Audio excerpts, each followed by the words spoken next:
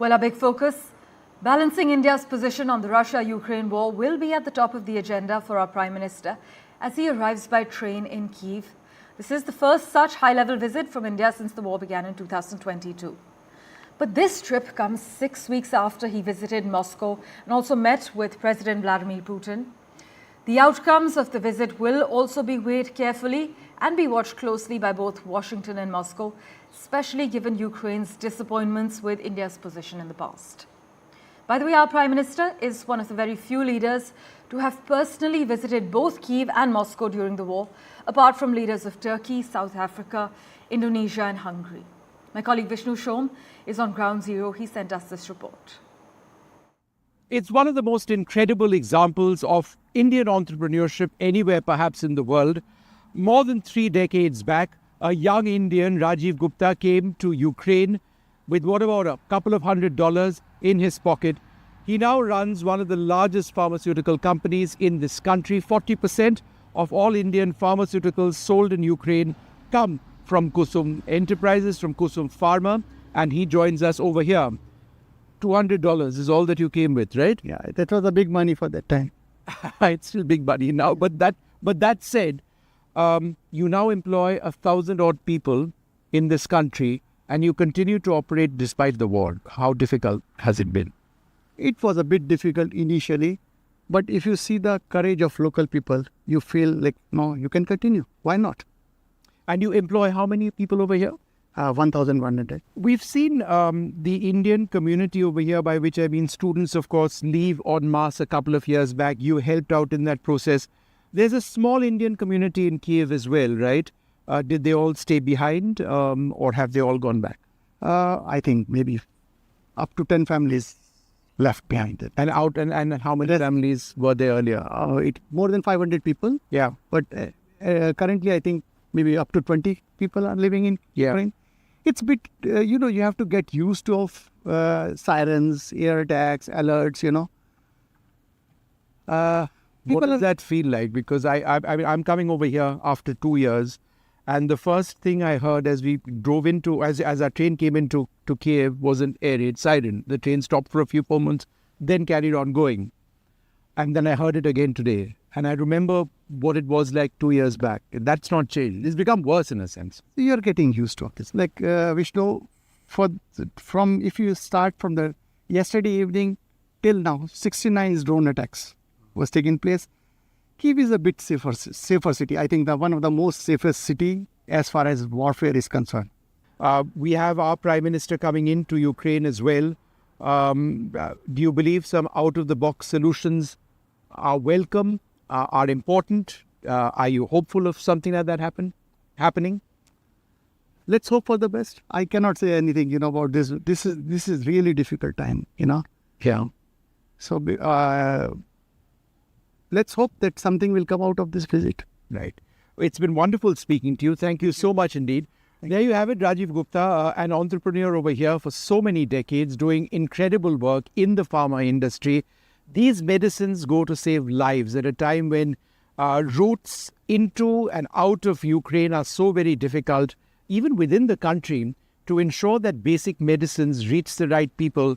It's saving lives in a very direct way. Thanks very much. Thank you for speaking to us. Thank you very much. Indeed. Thank you.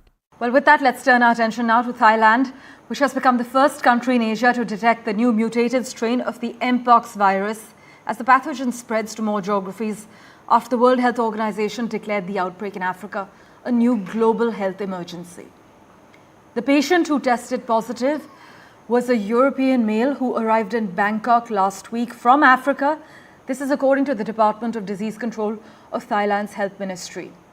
But authorities have identified 43 close contacts of this 66-year-old patient and now put them under surveillance. Well, in news now from the UK, women of Indian origin from London, Cambridge, Oxford, especially doctors, scientists, engineers, businesswomen, they actually reached the British Parliament to protest against the alleged delay in justice for the 31-year-old junior doctor who was raped and murdered in West Bengal's Kolkata. Solutions for sustainable safety were discussed, even as women, men, young people poured their anger and frustration over repeated assaults against women. My colleague Radhika Iyer reports from London. From RG Car to the British Parliament, the rage, the frustration, the anger, the emotions don't seem to die down.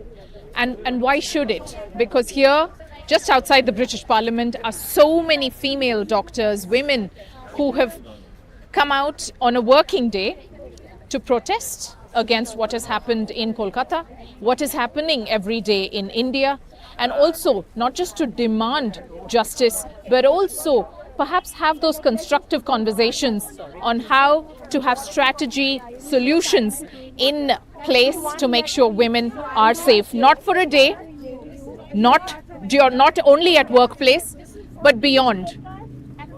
And to talk about this particular protest that has been happening, I'm going to go across to Deepthi first.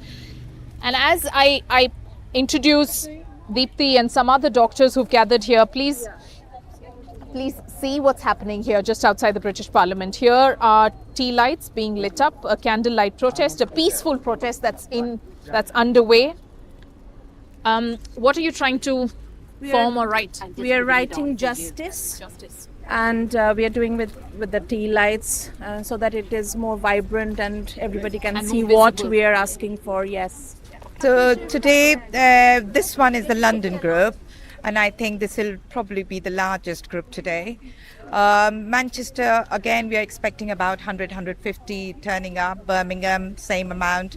Glasgow, Edinburgh, Newcastle, all the Leicester. I think so. We are 16 cities have joined, and I found it most difficult to find a contact in Dublin, and we managed to get the contact, and they too are joining. So these are all working professionals on a weekday who are protesting miles and miles away from Kolkata. Yes, sharing the same sentiment of seeking justice, of seeking answers, at least understanding what exactly happened with this young 31-year-old, and hopefully having those meaningful conversations for better safety in a sustainable way.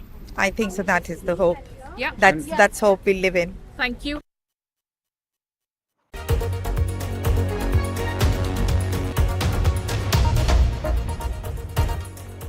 Welcome back. India and the EU hosted a conference on combating terrorism. On day 2 of this regional conference, the key focus was on current and emerging threats in online radicalization, and the discussions were held on countering online exploitation. Policymakers, academics, law enforcement officials were all in attendance. My colleague Mohammed Ghazali reports. Global conflict is rising, with two most important centers like the Europe and the Middle East is facing a lot of conflict between and among the countries. Now, how to tackle this on online media, because the parties or the armies are not just fighting on the battlefield but also on social media, and how to tackle this social media misinformation. To explain and share the tips and tricks of that, I'm joined here by an Estonian police officer, Maria Punik. She will tell us that how in her country or how she is combating this rise of misinformation on social media. Thanks for joining us on NDTV, Maria. First of all, do tell us that with this war between Ukraine and Russia happening for the last 2.5 years or more than that now, how your team in Estonia is combating, or to say fighting, the misinformation on social media.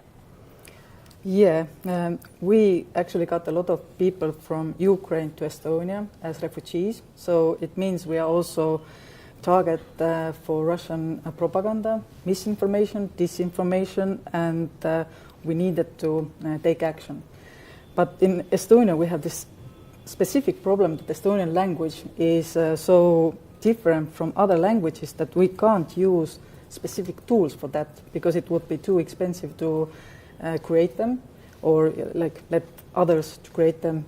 So we use human power. So we actually use police officers who are kind of like influencers who work in social media in different platforms like Facebook, like Snapchat, like YouTube, etc. So we are there for the people, and if they report us or we will see misinformation or disinformation, we will take action. So we will contact the platform, or we will contact the person who is sharing this like news or this story which is fake, and we ask them to remove it, or even we take action and we send it to the investigators if there is something, you know, so bad that it needs to be investigated and they might get a punishment.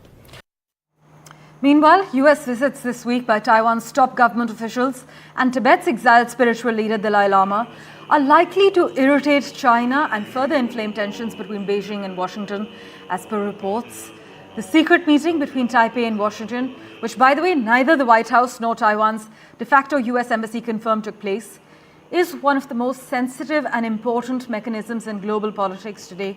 This is what a former White House and Asia advisor has argued and informed local media.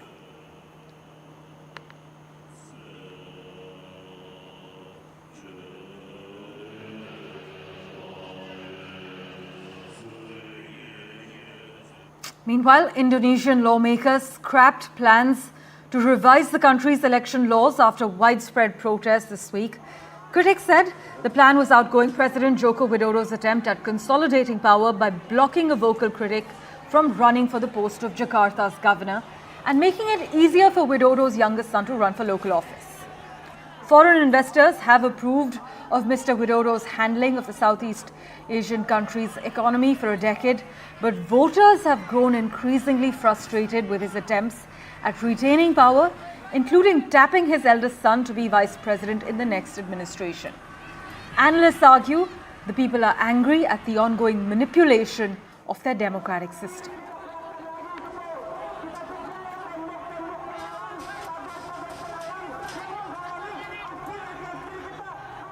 Well, thank you for investing your time in watching this edition of The World 24/7. We'll keep tracking the latest updates for you. Do stay tuned.